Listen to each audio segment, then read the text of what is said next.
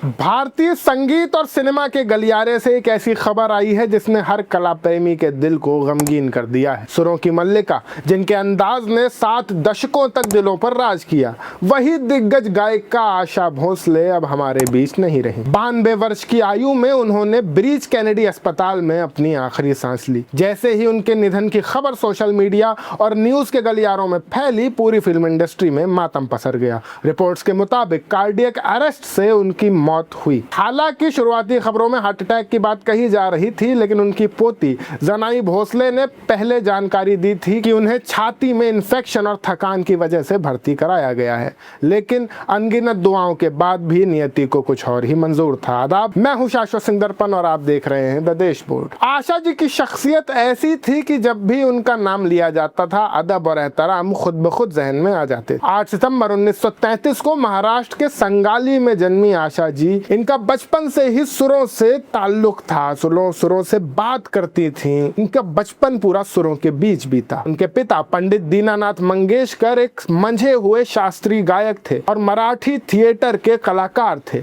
आशा जी अपनी बहनों में तीसरे नंबर पर थीं। उनके संघर्ष की कहानी तब शुरू हुई जब महज 9 साल की उम्र में उनके सर से पिता का साया उठ गया। परिवार की माली हालत ऐसी थी कि छोटी सी उम्र में ही उन्हें अपनी बड़ी बहन लता मंगेशकर के साथ मिलकर घर की जिम्मेदारी संभालनी पड़ी। एक दिलचस्प और भावुक किस्सा उनकी शिक्षा से जुड़ा है। जब वो पहली बार स्कूल गईं, तो मास्टर साहब ने यह कहकर उन्हें और लता दीदी को निकाल दिया कि एक बच्चे की फीस में वो दोनों नहीं पढ़ाएंगे। उस जिद और उस मायूसी ने उनके स्कूल जाने के रास्ते तो बंद कर दिए, लेकिन संगीत की दुनिया के सबसे बड़े दरवाजे खोल दिए। आशा जी के कैरियर की अचीवमेंट से तो पूरी दुनिया वाकिफ है, लेकिन उनकी निजी जिंदगी किसी बड़े इम्तिहान से कम नहीं थी। महज 16 साल की उम्र में उन्होंने अपने से लगभग दोगुने उम्र के गणपत राव भोसले से घर से भागकर शादी कर ली थी, जो लता दीदी के सेक्रेटरी हुआ करते थे।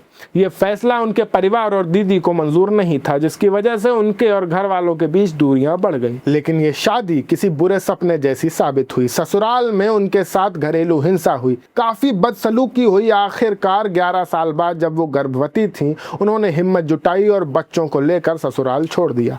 उस वक्त वो इतनी टूट चुकी थीं कि उन्होंने अपनी जिंदगी खत्म करने का भी सोच लिया था, लेकिन परिवार के साथ ने उन्हें फिर से खड़ा किया। उनके करियर को निखारने में उस्ताद सज्जाद हुसैन साहब का बड़ा हाथ रहा, और जिन्होंने उन्हें संगीत की बारीकियां सिखाई। सज्जाद साहब की सख्त मिजाजी से बड़े बड़े सिंगर भी डरते थे, लेकिन आशा जी की सादगी देखकर उन्होंने उन्हें लाइट म्यूजिक सीखने की सलाह दी, क्योंकि आने वाला दौर उसी का था। इसके बाद सचिन देव बर्मन और ओपी नैयर जैसे दिग्गजों ने उनकी आवाज को वो मकाम दिया जिसकी दुनिया दीवानी हो गई।